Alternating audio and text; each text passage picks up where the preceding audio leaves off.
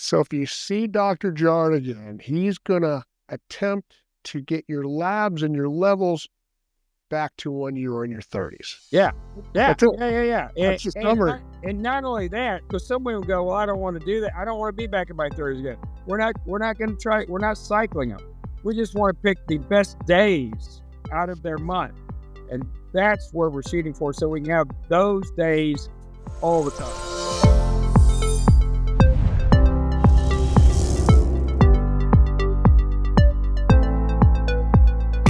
Welcome again to VNEW Voices, powered by Arms Medical, where we explore key topics sharing women's health issues. And on this episode, we are brought by Superpatch, committed to enhancing the well-being through innovative solutions. I'm Robert Greer, and joining me today is Dr. Barry Jarnagin, respected urogynecologist from Nashville, Tennessee. And of course, he has his patient-centered approach at Williamson Health, Urogynecology, and Pelvic Health, actually in beautiful Franklin, Tennessee. Dr. Jarnagin is known for helping women navigate the various pelvic health challenges. And today we're going to be focusing on a unique situation that all women will go through at one time, called menopause. What it really means for a woman's body, some of the common health concerns, pelvic health concerns that happen during this transition. Of course, how to maintain comfort and confidence. This is going to be part one of a 3-series little program by VNEW Voices and Dr. Barry Jarnagin on the topic of menopause. So if you like the content and you are excited about joining our studio, then hit the subscribe button and on the link below. So, Dr. Jarnagin, welcome to today's program. Thank you for having me. I look forward to talking to you and talking about menopause. Beautiful. So, let's get started with the basics, right? It's a one word, menopause, 3 syllables, but it's life-changing, and it affects every woman at some part in their life. And of course, it affects all of the people around them too. So we'll get started on just the basics so that women have an understanding of what it is and why it's happening to them. I think it's really important that we kind of set the tone as to what it really is, and you go back and you look at lack of thyroid hormone. People kind of understand that. It's an endocrinopathy. They don't have enough thyroid. You give them thyroid back. Diabetes is another endocrinopathy where you go to the doctor and they give you medicine to try to get your insulin better, or they give you insulin. They give you back what your body was supposed to be producing. Menopause is an endocrinopathy. It's a chronic endocrinopathy, just like thyroid disease is, just like diabetes is, like other endocrinopathies. It starts when the ovaries start to fail, which in the United States is average 51.7 years. Some women obviously go through before that. Some women go through after that.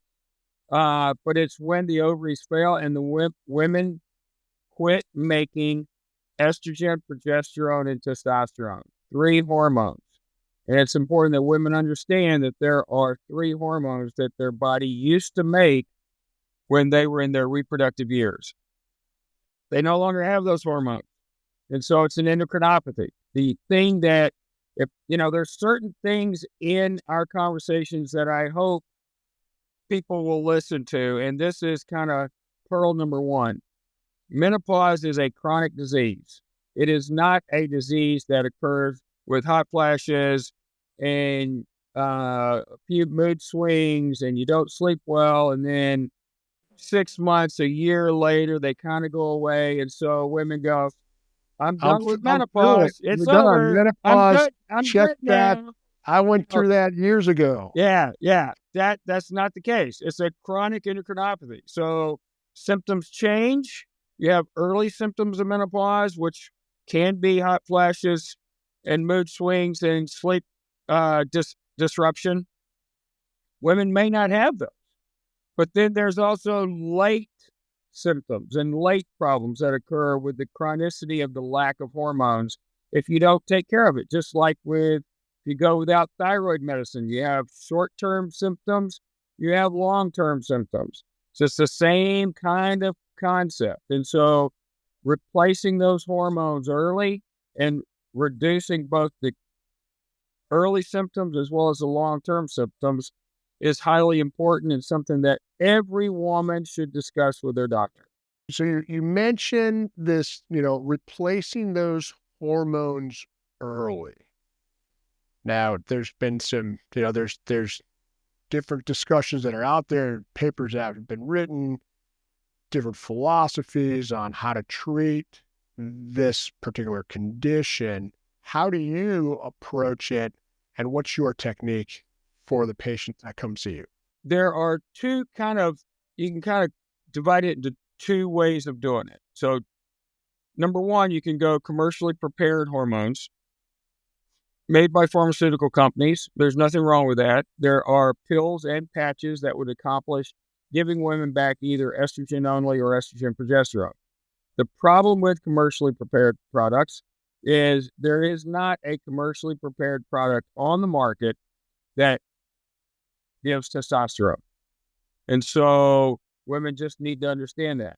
And so I tend to use more bioidentical hormones, which is outside of the, menopause society standards and that sort of thing, and ACOG standards and that sort of thing. But I do that because I feel like it's important for women to get their testosterone balance along with their estrogen and progesterone. And so I give all three back because that's what God was doing before menopause. So I'm giving women what they had beforehand. And then we evaluate with blood samples where those hormones are, and then we adjust accordingly. There was a guy that I worked with who unfortunately is no longer with us. He passed away a few years ago, but he and I worked together. He was kind of the forefather of bioidentical hormones. And so he had done studies looking at when women feel the best. So he took reproductive age women and he did blood samples on them throughout their entire cycle. And he found where they felt the best when they were at their kind of peak performance, if you will. And so those numbers are kind of there. And so those are the numbers that we kind of shoot for when we're doing blood levels. And so it's a very scientific approach of trying to give women back what they need. Don't overshoot it. Don't superdose them, but don't under superdose them, and try to get them where they are. The issues with any kind of hormones is how will people absorb them, right? And so whether you're taking a pill, patch, we tend to use drops, whether there's pellets that are out there, regardless, they all are absorbed differently depending on each individual female. So you have to do blood levels, you have to check, and then you monitor. And then once you get them all squared away, then you're kind of good for a while, but you still have to periodically check it because, like every other endocrinopathy, in the early stages, the ovaries will have a little bit of function. So, like some women may not need much in the way of testosterone. They may still have some testosterone production early that then goes away 5 to 10 years later. And then so you have to add that back. So you're always making adjustments to try to keep women in that window. All right. So Dr. Jarnagin, I know you're a numbers guy. You look at data, you're data driven. How do you go about figuring out what is best for the patient? The important thing is every female absorbs hormones differently, right? And so it's not a one size fits all by any stretch. There's kind of a start kind of a safe start spot, and then you have to adjust accordingly. A colleague of mine who was revolutionary in hormone therapy and in bioidenticals, one of the forefathers of hormones, did a study where he looked at reproductive age women and he took blood samples throughout the entire cycle, day one of their cycle through menses, etc. And he did questionnaires to see how they felt during that time frame. And he picked a range in the cycle and where those hormones were when women were consistently feeling good. And so those are kind of the numbers that we shoot for when we're looking at trying to get women to the best that they can be. Well, I'm sure there's some women that have been told, let's just talk like birth control, estrogen, progesterone, and then of course, you bring up testosterone. What's the importance of testosterone for a woman? Because they might be thinking, I thought testosterone was just focused, was about the guys, right? So women also make that hormone. Can you talk a little bit about that? Yeah, testosterone is a pretty important hormone for women. It's obviously women produce it in much smaller doses than men do, but it's still a vital part. It is synergistic with estrogen as it relates to vaginal health. It's synergistic with estrogen as it relates to bone health. And of course, there's a lot that's talked about as it relates to libido and desire and that sort of thing. And so it has a lot of needs that the body needs, which is one of the reasons why I'm such an advocate of going to bioidenticals. Again, there are no commercially prepared products that offer testosterone. So if you're going to give testosterone, you have to do that as a separate treatment. And I'm a fan of keep it simple, stupid. Compliance is always better when somebody's doing one thing, and if you're having to do two or three things, I see women, they come into the office and they've been started on a pill for their progesterone, a patch for their estrogen, and a shot for their testosterone. And it's like, why? So the way we do it, we do drops on the arms. You start with one drop, you go up to 4. If that's not enough, then we can increase the concentration. We play around with the dosing so that sometimes some women need less testosterone and more estrogen because of absorption. Sometimes you need more testosterone in the drops than estrogen because of absorption. And so you're always kind of monitoring that and so that you can hit that sweet spot. That's a great way to explain it. And of course, your approach of trying to simplify it, how would they, if they're going to try to come see you, what's the best way to get a hold of you, your office, your practice, there in beautiful Franklin, Tennessee? The best way to do it, obviously, is to call the office, but it can be backed up. So a lot of times people will get a referral from their doctor. They don't need one. But if a referral comes across the desk and we get to see that, then we can see the need and we can sometimes squeeze people in, move people up, and et cetera, et cetera. And you can see the complexity of what you're trying to see the patient for, so you've got some background. Right. And it gives us a better way of getting people in quicker and that sort of thing. If they just call generically to the office and make an appointment, unfortunately, who knows when the office front desk will give them an available appointment. So it's valuable to get something sent in through the fax. Patients could fax themselves, quite frankly, and we've had that happen too, where they the fax number is readily available and publicly out there, so people can fax and say, they're perimenopausal. They're menopausal, they've heard the talk, et cetera. They want to, get more information and that sort of thing. And hopefully, these kinds of podcasts will help educate the population.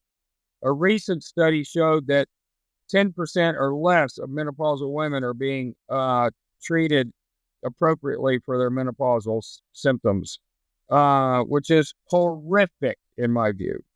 Yes, horrific. 90% are being missed.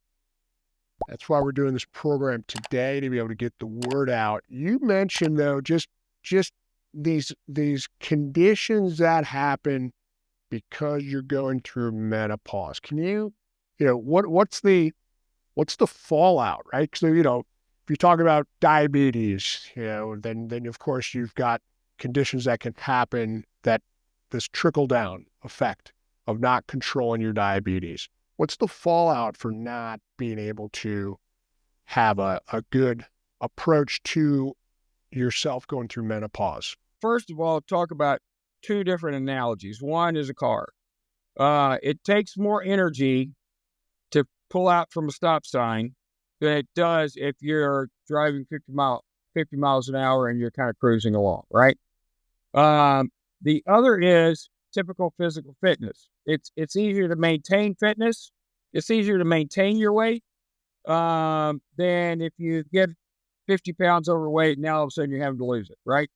So when you allow the condition to go too far down the road, it's not that we can't normalize it or bring it back, but it's much more difficult. So again, my star point number 2 is, if you're in that perimenopausal, get treated early. Don't wait late, because it's harder to wheel it back.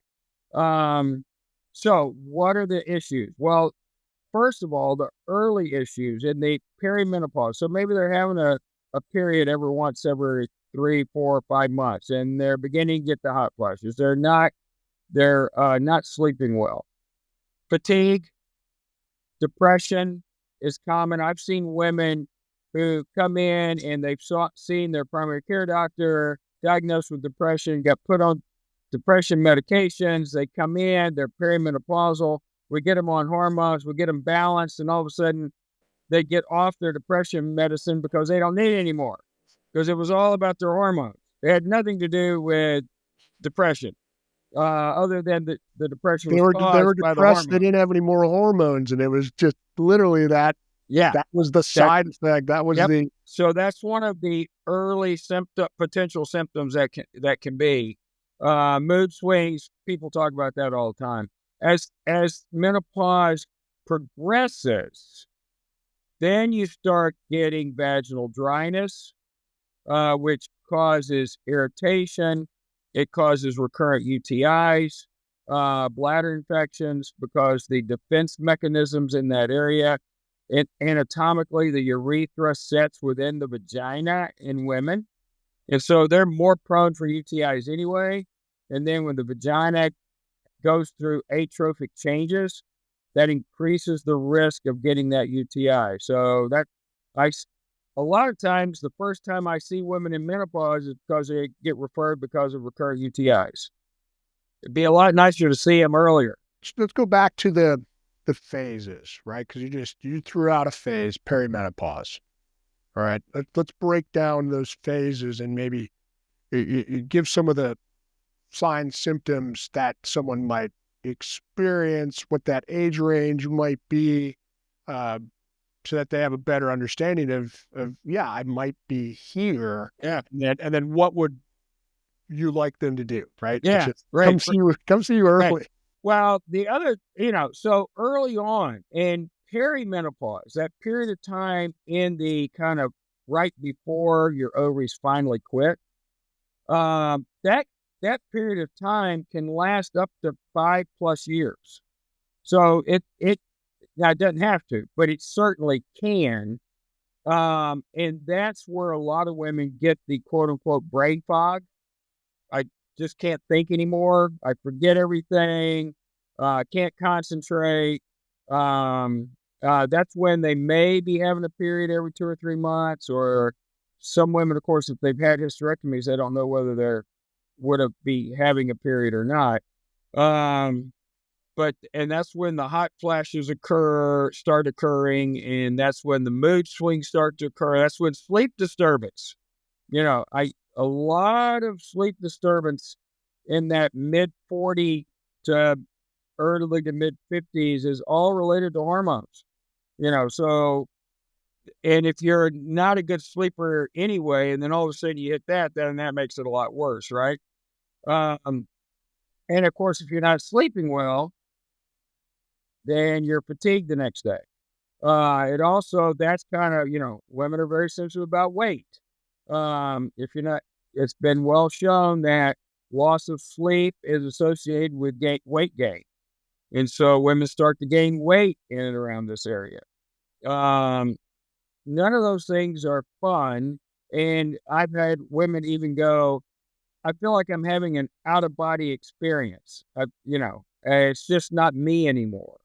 And the goal is, I know when we've made it, when we get them where they come in and they go, I feel like me now. And so that's kind of the joy of it all, if you will, is getting people to feel back like they used to. So that's kind of, but that can start in the early to mid 40s, depending on when they're going to hit menopause. And unfortunately, nobody knows when women go through menopause. So it's genetically predetermined to some degree. And, women can ask their mom and their grandmother, and, if they're fortunate enough to have those, and aunts, and find out when kind of the general consensus of that side of the family started getting menopausal. Is there a test Yes. you can take? I'm sorry? Is there a test that you administer, or is there a test that you put them through? How do you, if a woman's questioning it, right? Well, maybe I am. Well, what, how do you analyze it? The other comment I currently get is, can you check my hormones, because I feel like I'm going crazy. So I hear that a lot too. So we do check hormones. And so there's a hormone called FSH that is produced by the brain that kind of is the driver of the ovary to produce. So if the brain is sensing that there's not enough hormone, the FSH goes up. So as the ovaries start to die, the FSH starts to rise.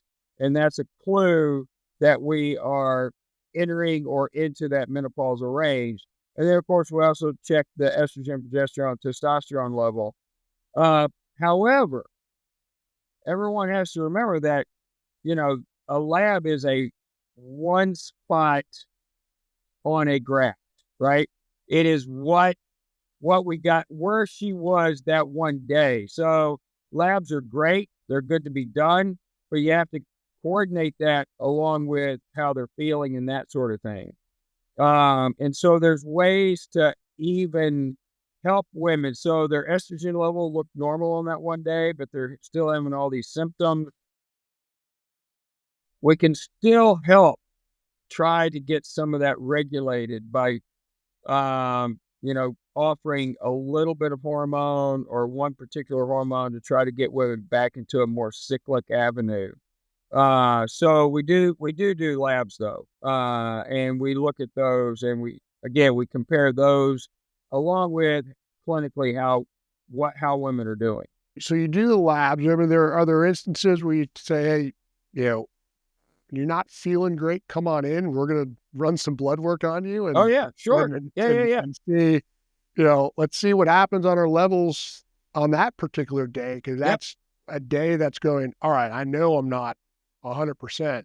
Yeah. And then of course there's also, you want to make sure that you're not missing anything, right? So, because hypothyroid can cause some of those same symptoms. It's going to cause weight gain and potentially some of that. So there's other labs that you may want to check if all those come back just absolutely rock solid normal. But typically speaking, there's going to be some little shifts in there, right? So as women get closer to menopause, in that perimenopause, they have what's called anovulatory cycles a lot, which means they don't ovulate. It's kind of like that engine that's kind of getting towards the end, it's starting to backfire, it's not working efficiently, etc. And so even if the FSH has not started taking off yet, even if the estrogen is okay, the progesterone is probably really low. And so we can start manipulating and offering some additional progesterone again to get them back into that cyclic form. So it's pretty uncommon for everything to be rock solid normal. But if it is, then there's other labs that we need to check and make sure we're not missing something. Is there a target age that you try to keep people at from a hormone level?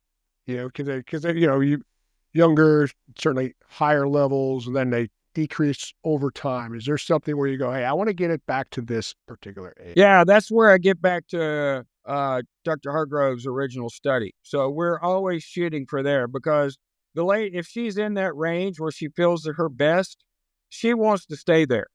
And she wants to be there in her 70s. She wants to be there in her 80s. She wants to be there in her 90s. She likes feeling good.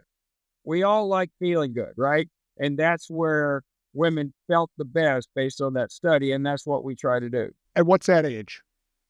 Well, that was it. That study was done in reproductive age women. So women in their 30s who were and so, in a reproductive age, you cycle, right? The hormones go up, they go down, they change in the balance. And so he checked all those labs along with questionnaires, and he found that sweet spot. And that's what we're trying to hit, is that sweet spot. So if you see Dr. Jarnagin, he's going to attempt to get your labs and your levels back to when you were in your 30s. Yeah. Yeah. That's the summary. And not only that, because some women go, well, I don't want to do that. I don't want to be back in my 30s again. We're not going to try. We're not cycling them. We just want to pick the best days out of their month. And that's where we're shooting for. So we can have those days all the time. Okay. Well, that's a great goal to aspire to. Yeah. I mean, it's a little bit more difficult than we're describing because some women their bodies don't absorb well, or they absorb this, they don't absorb that. So it's not an automatic by any stretch. You don't come in and I don't flip a switch and we automatically go. Some women do that, but a lot of women, you have to play with it a little bit. Right. I think you brought up the point there. The earlier you start addressing this, now you can start, with your engine additives and your, how do you premium gas, and, let's start really taking care of your body and keeping you at a particular level, which is, getting you at that level. The biggest thing is I use the analogy of, grass, your front lawn, right? In the spring when it's raining and it's sun shining, you have this nice lush grass. And then August, after the dog days of August, I'm in Tennessee, so it gets hot, it gets dry. That lush green grass starts to get brown and thin. Okay, vaginal tissues kind of do the same thing. When you're in your reproductive age and you're getting that estrogen and testosterone, you've got good, healthy tissue that stretches and it's healthy. You start getting towards perimenopause and menopause, it starts to thin out. And my point is earlier was, if you wait until you're in your 60s and 70s and it's completely dried out, it's much more difficult to get it back to where it's healthy again. Whereas if you start at the time of perimenopause, menopause, and addressing the issue then we're not having to rebuild, we're just having to maintain. So maybe a little bit of rebuild, but not a lot, and then maintain. It's much, much easier to keep the vaginal tissues healthy than it is to try to get them healthy. Same with bone. Women lose most of their bone within the first 2 or 3 years of menopause if they don't take hormones. I shouldn't say most. They use their percentage-wise. They lose a lot of bone in that first 2 or 3 years. The most rapid bone losses during that first 2 to 3 years. That's right. That's what I was trying to say. And so if you wait, you've already lost all that bone. So now we're having to try to rebuild the bone. Okay, well, we're behind the 8 ball a little bit. It's not that we can't, but rebuilding that bone back may not be quite as good a bone as you had before. And so if we can get women in and get them treated early so that we minimize that bone loss in those first few years, makes a big difference. So for the ladies, let's keep that bone density, right? Let's not lose it and try to get it back. Hip fractures are a significant problem as women get older because of osteoporosis. And the mortality rate with a hip fracture is really high within the first year of having a hip fracture. So this is not just a quality of life issue, although it is a major quality of life issue, but it's also a significant morbidity, mortality issue as well. The other thing is a lot of women who get their hips, they may be very vibrant, out running around, very active women, and then they break their hip, and then all of a sudden they're confined to a wheelchair, and so it can be game changing. And the technology of hip replacements is getting a lot better and that sort of thing. But if you could avoid it, you'd be better off. Much better to avoid it and address it early. What is that like? So there's a lot of misconceptions about menopause. What do you feel you talk about the most when you're talking to these ladies in your practice? Well, it kind of is a two-pronged thing. One is the value and trying to maintain good, healthy vaginal tissue and help your bones, and also the other parts of your body. I mean, there's a lot of studies looking at early hormone use and the reduction of dementia. And so, and these are studies that go long back, and so it's pretty well established that, hormone use is good. The other thing is the heart. We haven't talked about the heart, but it's been shown that estrogen is cardioprotective in the reproductive age. And if you continue with estrogen, there's value from a heart point of view. Women have an increased risk of heart attacks and start approaching men if they don't take hormones.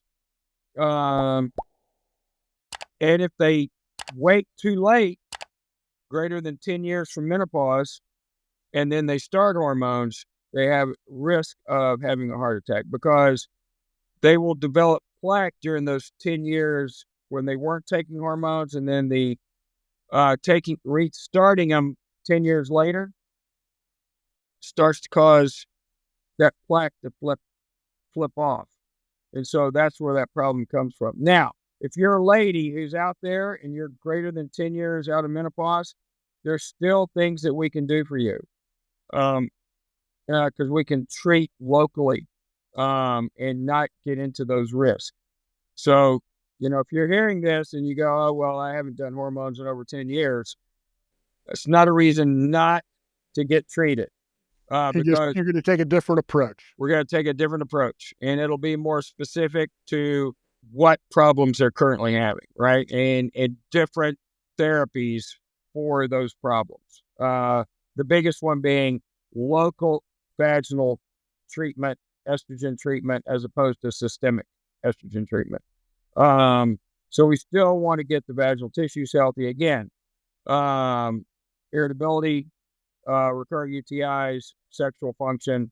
But even if women are not sexually active, number one, we don't know what the future holds. None of us do. So we don't know, you might later, even if you're not now. But more importantly, again, the recurrent UTI issue. Recurrent bladder infections become more problem as that tissue gets thinner and thinner. I think that's a great place to stop, Dr. Jarnagin, because I think we've done a pretty good job at unpacking the perimenopause, and now we've got an opportunity to kind of talk about all those things that happen, and then of course your specialty on our next episode. So I want to thank Dr. Jarnagin for providing us this insight in menopause and really perimenopause. And we touched a little bit on the ladies' pelvic health, but that's where we're going to dive in deeper on episode 2. So I think the other thing that we need to talk about, because this is the big issue that's out there, is the other topic. You said, what are the things that I talk about most? One is that. The other is the risk of hormones. And so we need to talk about the belief system out there, the misperception out there of the risk of hormones. And those are the things that we need to talk about next, particularly breast cancer. Every woman that walks in the door wants to know about the risk of breast cancer and hormones. And I think that's something that we should talk about next time as well. Definitely. I think we could spend an entire show just on that topic alone and how it's changed and evolved and how healthcare has gotten smarter in their approach and how to unpack some of those misconceptions. So from VNEW Voices, I definitely want to thank Dr. Barry Jarnagin for joining us in the studio today. And of course, if you find this information valuable, hit the like and subscribe button down below. And of course, we want to thank our sponsor, Super Patch, for being innovative in their own way, providing us a lot of interesting and fantastic technology to give all of us a better quality of life. Dr. Jarnagin, thanks again. Thank you. I appreciate the opportunity.